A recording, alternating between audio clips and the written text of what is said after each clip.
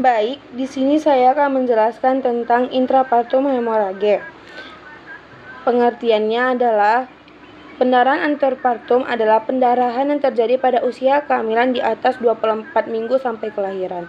Pendarahan pada kehamilan ini merupakan penyebab utama kematian maternal dan perintal, berkisar 35%. Terdapat beberapa definisi yang dapat digunakan untuk menggambarkan pendarahan antepartum.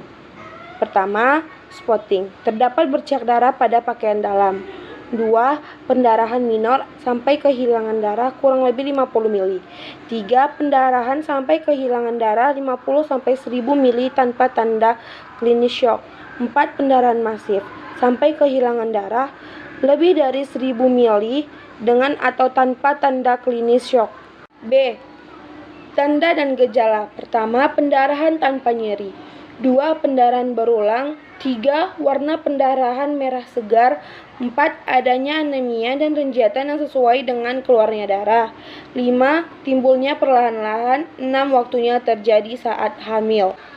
C. Pemeriksaan fisik.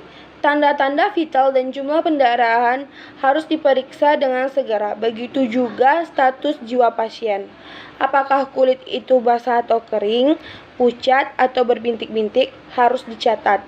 Begitu juga dengan pendarahan petekia atau pendarahan dari setiap tempat selain vagina, misalnya hidung dan rektum. Pemeriksaan perut harus mencakup pengukuran tinggi fundus dan penilaian nyeri tekan rahim.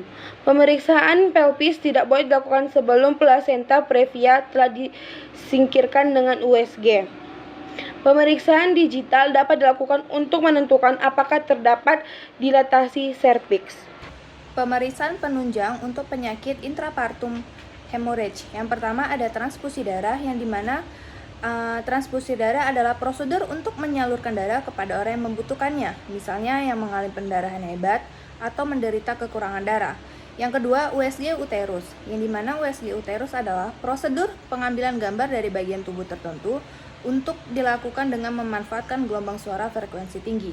Kemudian, tata cara kodifikasi ICD-10 dan ICD-9.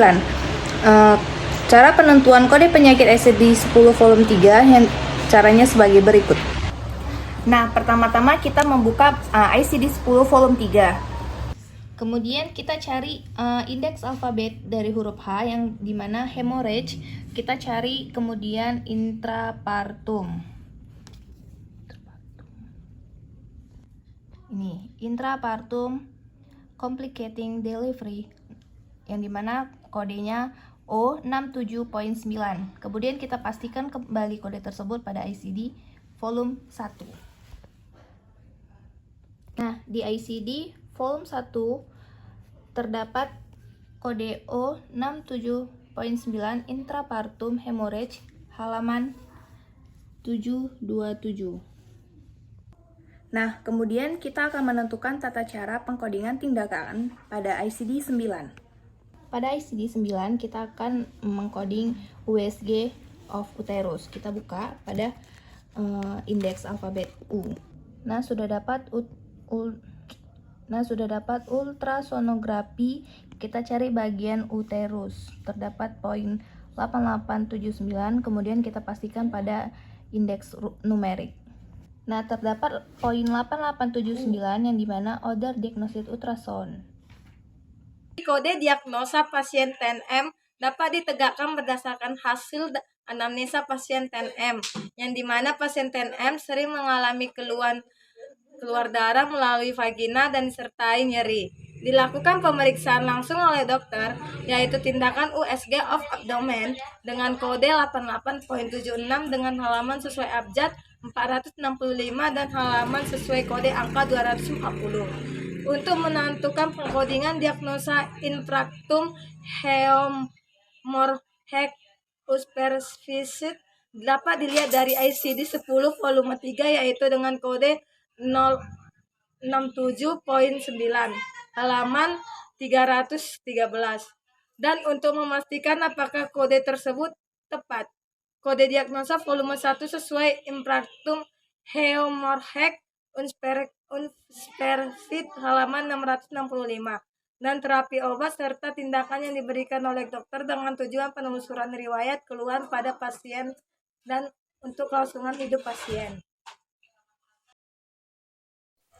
Postpartum coagulation defect adalah keadaan di mana terjadi gangguan pada proses pembekuan darah setelah melahirkan. Hal ini disebabkan oleh faktor-faktor seperti pendarahan yang berat saat proses persalinan atau gangguan pada pembekuan darah yang sudah ada sebelumnya. Pasien yang mengalami postpartum coagulation defect dapat mengalami pendarahan yang tidak terkontrol dan berisiko mengalami komplikasi yang serius jika tidak segera ditangani. Pendarahan setelah melahirkan dengan jumlah yang wajar merupakan hal yang normal terjadi dan hal ini disebut lochea atau nifas. Penyebab pendarahan postpartum secara umum dibagi menjadi 4 penyebab, yaitu yang pertama, tonus atau kekuatan otot, yang dimana keadaan ketika uterus tidak dapat berkontraksi atau disebut atonia uteri yang menyebabkan darah yang keluar dari uterus tidak dapat berhenti secara alamiah. Ini bisa memicu volume darah yang keluar semakin banyak sehingga harus segera mendapatkan penanganan. Yang kedua yaitu trauma atau cedera, yang dimana bisa terjadi karena adanya robekan jalan lahir karena bayi terlalu besar atau karena penggunaan obat pacu persalinan yang tidak sesuai dengan aturan dapat menyebabkan kontraksi terlalu kuat sehingga robeknya jalan lahir. Yang ketiga, keberadaan jaringan. Nah, di sini sisa jaringan plasenta yang masih menempel pada uterus dapat menyebabkan sumber pendarahan dari jalan lahir. Dan yang terakhir yaitu keempat, faktor pembekuan darah, yang dimana pendarahan yang sangat banyak dapat menyebabkan hilangnya faktor-faktor yang dibutuhkan darah untuk membantu penutupan luka. Selain itu, pengidap hemofilia yaitu ketika darah sukar membeku juga bisa menyebabkan kelainan pendarahan pasca melahirkan. Adapun tanda dan gejalanya, yaitu yang pertama, darah berwarna merah segar, yang kedua, nyeri pada perut bawah, yang ketiga, demam, yang keempat, pernapasan cepat, yang kelima, keringat dingin, dan yang keenam yaitu penurunan kesadaran, mengantuk, ataupun pingsan. Pemeriksaan penunjang yang dapat dilakukan yaitu menggunakan USG, yang dimana berfungsi untuk melihat bagian dari uterus apakah ada sisa plasenta yang tertinggal. Untuk melakukan pengkodingan diagnosa, pertama-tama buka ICD-10 volume 3 dengan lertem D, yang dimana dicari defek, dan ditemukanlah postpartum dengan kode 072.3. Setelah itu, untuk memastikan kode diagnosa, buka ICD-10 volume 1. Setelah itu, pastikan kembali kode dengan kode 072.3 postpartum coagulation defect. Kita membuka kode tindakan yaitu ultrasonografi dengan lertem U dan ditemukan dengan kode 88.78. Setelah itu pastikan kembali di bagian klasifikasi kodenya, yang dimana terdapatlah dia 88.78 dengan diagnostik ultrasound of gravid uterus. Validasi kode diagnosa Nyonya A dapat ditegakkan berdasarkan hasil anamnesa, yang dimana pasien mengalami nyeri perut bawah, demam, pernapasan cepat, keringat dingin, dan darah berwarna merah segar. Setelah itu dilakukan pemeriksaan penunjang langsung oleh dokter, yaitu tindakan USG of gravid uterus dengan kode tindakan 98.78 dengan halaman sesuai abjad 465 dan halaman sesuai dengan kode angka ialah 241. Untuk menentukan pengkodingan diagnosa postpartum coagulation defect, dilihat dari ICD-10 volume 3 yaitu dengan kode 072.3 halaman 174. Dan untuk memastikan apakah kode tersebut tepat, kode diagnosa volume 1 sesuai postpartum coagulation defect halaman 669. Dan terapi obat serta tindakan yang diberikan oleh dokter dengan tujuan penelusuran riwayat keluhan pada pasien dan untuk membantu pasien menjalani hidup yang lebih baik serta untuk kelangsungan hidup pasien.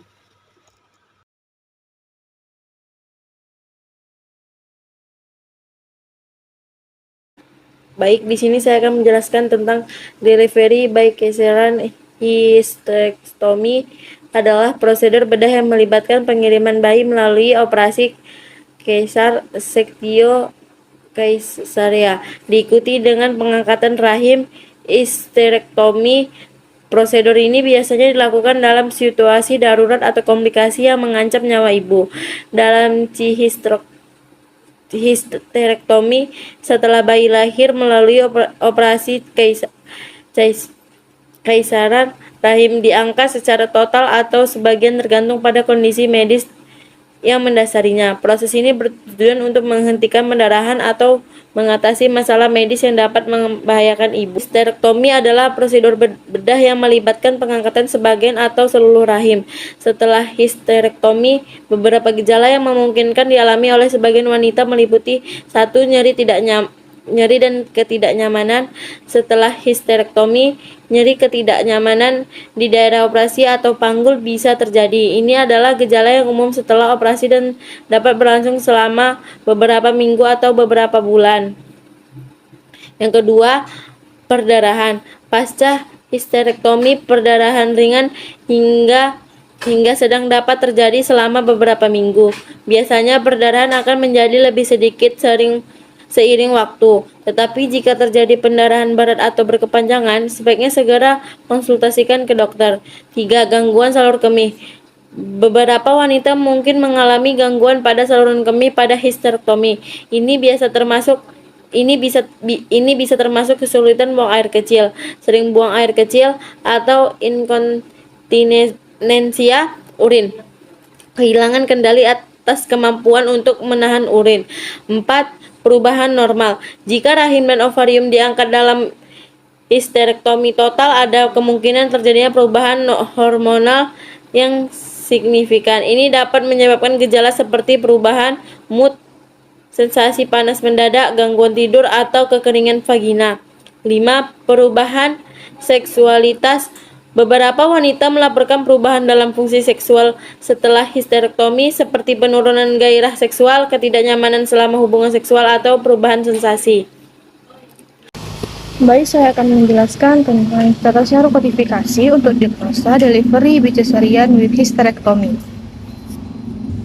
Pertama, kita buka buku ICD 10 volume 3 sesuai dengan letter D, yaitu delivery.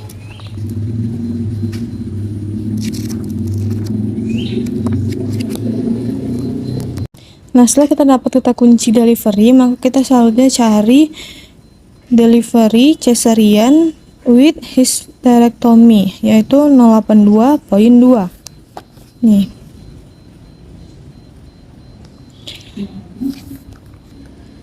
Selanjutnya, sesuai dengan letteran tadi di ICD 10 volume 3, yaitu kodenya 082.2, maka kita akan mencari kebenarannya pada ICD 10 volume 1 pada letteran O. Oke, di sini O82.2 benar delivery by cesarean hysterectomy. Nah, untuk diagnosa delivery by cesarean with hysterectomy, yang pertama itu adalah tes darah. Tes darah ini merupakan tes darah merupakan tes umum yang dapat mengevaluasi tubuh Anda. Nah, selanjutnya untuk langkah-langkah mencari kode diagnosa tes darah. Pertama, buka buku ICD 9 volume buku ICD 9 CM pada bagian belakang indeks sesuai dengan abjad E untuk examination. Nah, selanjutnya pilih yang examination yang blood. Dapatlah kode 90.5. Nah, selanjutnya kita buka pada bagian depan poin 90.5.